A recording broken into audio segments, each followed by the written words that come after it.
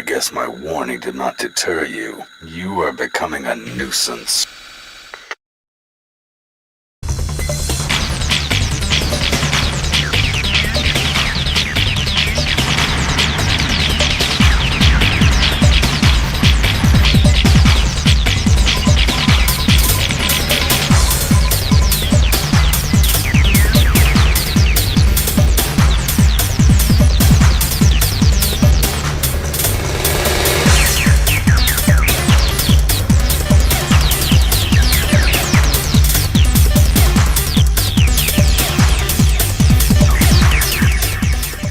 Hello everyone, this is Core and you join me today playing Armored Core Project Phantasma, the first of two expansions for the 1997 hit game Armored Core, as we continue our month of Armored Core August, where we're aiming to put out a review on almost every single Armored Core to date. Before we begin the review proper, I'd like to once again thank HaloOwl for his lovely artwork, and ask all of y'all to support the content via liking the video, subbing, and commenting your experiences of Armored Core down below, as well as your feelings of the reviews. Now let's dive in with the story and development, shall we?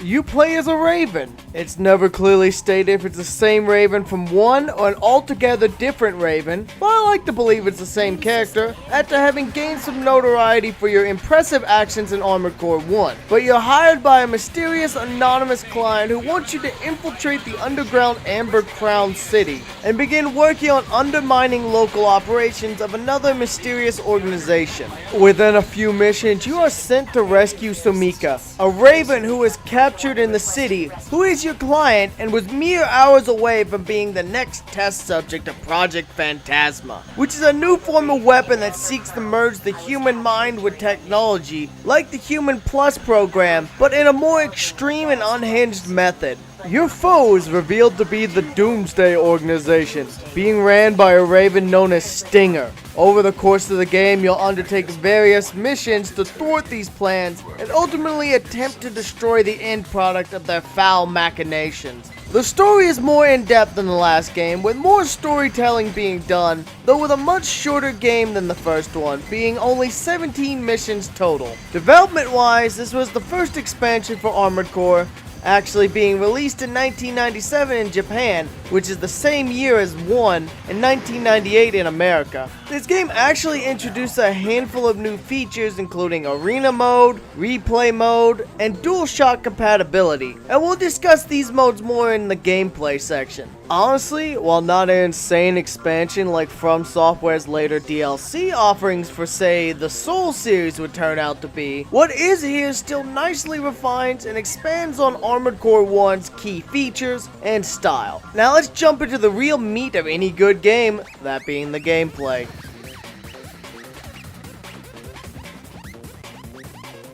Armored Core Project Phantasma as an expansion does exactly that for the first game. It adds a new story, new features, new modes, even new parts and toys to play with, as well as some random little features that are fun, while keeping all the original gameplay elements of 1, though in some cases, some items found in 1 cannot be attained in Project Phantasma without using the first feature that we're gonna talk about. For the first time in the series, there's an import feature, which allows you to load a save on the same memory card from Armored Core 1, allowing the player to use your mech from the first game, as well as all the contents of your garage. So if you found some of those weapons that can only be found in 1, such as the Moonlight Arm Blade, well, that's coming in along for the ride. It'll also allow you to retain all of your credits and your mecha aesthetic customizations, that being your paint job and custom emblems, which is pretty dope. I also discovered there's a few cheat codes in this game, that they don't give you any advantage in game. In actuality, they're mostly aesthetic differences, or one that lets you play in first person mode, which is funky, and another that lets you lock the camera where you're last looking, which can be used for setting up some sick ass shots of the action. The codes are on the screen for those interested in trying them out yourself. Now those are some definitely cool features. Now mission wise, there's less levels to play than in Armored Core 1, that being 17 instead of 45, but there's a larger depth and variety to the missions than there was in the first game, such as say capturing capturing a VIP alive and protecting them,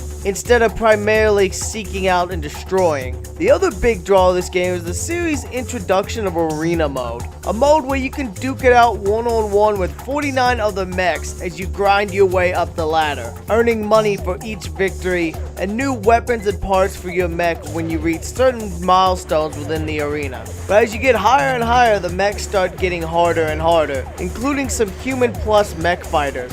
This means that they have abilities that the player doesn't have access to without special requirements being met in Armored Core 1. That being having your credit debt reach 50,000 or more, in which your character is forcibly inducted into the Human Plus program, which does grant you access to many of these same abilities and wipes away your debt, but also forcibly renames your character as Rebel with some number. But point is, these Human Plus fighters can pull off maneuvers and have abilities that most players won't have, making them harder to bring down than your lower rung mech opponents. But climbing the arena is definitely worth it, as there's a lot of unique weapons and parts that can only be found here, such as the Ammo Reserve magazine, which is a back part that increases all other weapon ammo reserves by a whopping 50%. For some of the high-end weapons, this is a pretty damn massive ammo increase. Actually, now that I think about it, there's a lot of cool unique weapons that can only be got via the arena, such as a handheld grenade launcher, which are normally only back-mounted, a back-mounted slug gun, which looks pretty damn cool. It's like a back-mounted shotgun. Now, the mechs aren't the only thing about the arena mode to mention. There's also 13 different maps that you can choose from to duke it out with the AI or in versus mode, and they each have various strengths and weaknesses that will affect you and your opponent, such as Map 3, which is a low-hanging cave, which is great for forcing highly mobile mechs that like to fly around to be forced down on the ground and to be force-fed 2 barrels of plasma cannons right in their mecha maws.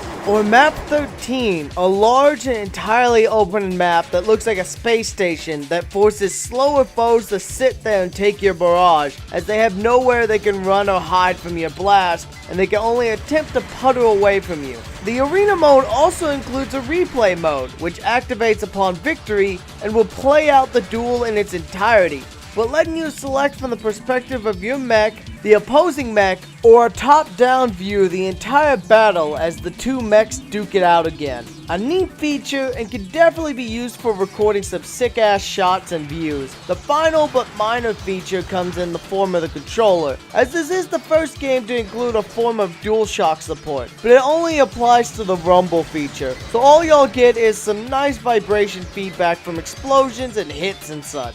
It's a nice addition, but it's nothing fancy. One other thing about the game is it also increased the total parts from 138 found in Armored Core 1 to 160, for a total of 22 new weapons and parts available to earn and purchase. I should note that the difficulty for this game will vary wildly depending on if you're playing on a fresh save or importing your save from the first game. But if you do start on a new save, the game is kind enough to give you 100,000 credits to help you customize your mech, as well as you can earn some extra early cash via attempting the arena. And there's no ammo or repair cost for the arena, so there's no consequences for trying it. If you're starting a fresh save, I do recommend you do some of the arena before attempting the story to unlock some of the unique items, like the ammo reserve, which can be earned by defeating the 38th ranked fighter. So it's not even particularly far down the ladder for a part that's useful no matter what build you're running that isn't just all guns. So overall, the gameplay is still the same fast-paced, highly customizable action of Armored Core 1, but with some extra bonuses added in to make it even better. Now let's cover the presentation and performance, shall we?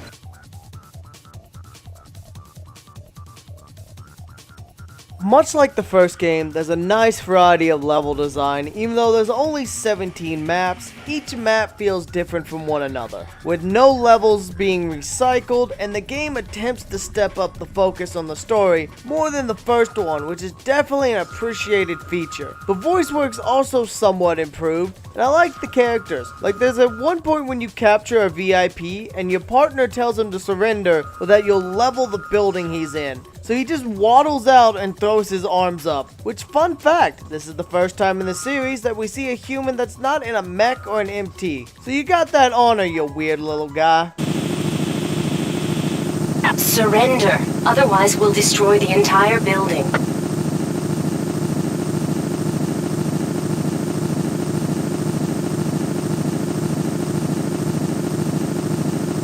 Target of operation cleared. System switched to normal mode. Now, sound design's still solid in this game, but I will say one disappointment is the soundtrack of this game is pretty much just Armored Core 1's soundtrack. But given the fact that this game came out just 5 months later, I'm not surprised they didn't make a brand new soundtrack, and given that Armored Core 1's soundtrack is still pretty damn good, it's not a real problem. That main theme is still such a bop, and I think it's permanently burned into my psyche at this point, after the last 20 hours I put into the first 3 games. Performance-wise, the game still runs pretty smooth and steady, so unless you cause an absolutely massive explosion, like when I blew up that generator on accident in the first game, it'll run fine in most cases. Honestly, there's nothing to complain about, especially for a PS1 era game. The frame rate, while not like a dumb 120 FPS or something silly like that, it still runs smooth, fine, and looks good all around. Especially keeping a lot of the detailed modeling of the first game as well, plus a bunch of new models. Like, I think the final boss has some pretty damn cool designs.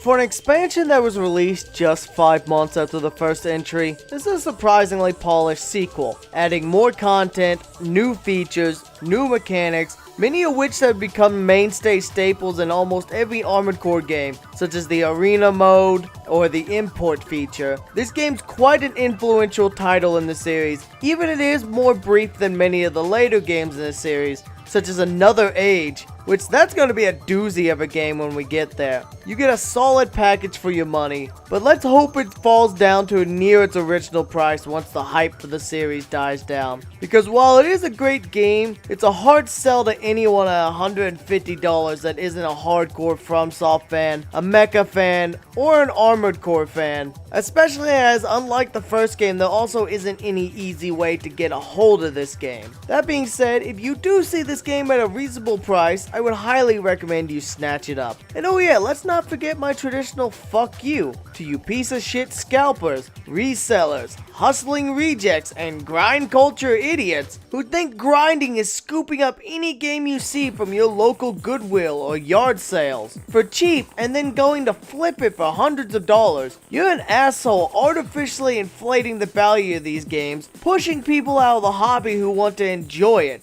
So yeah, get bent, asswipes. With today's rant concluded, I would say yeah, if you can find a reasonable way to get a hold of this game, even if you have to do it in a way that the big N would get angry about, then do it. It's a great expansion and quite fun. Now this has been Core. I'd like to thank each of you for watching this far, especially on the second video of our Armored Core August. And I'd like to especially thank all the members and donors seen on screen for their financial contributions, as y'all's support really does help make this more viable. I hope y'all enjoyed, and stay safe out there. Be ready next time for we are covering Armored Core Master Arena.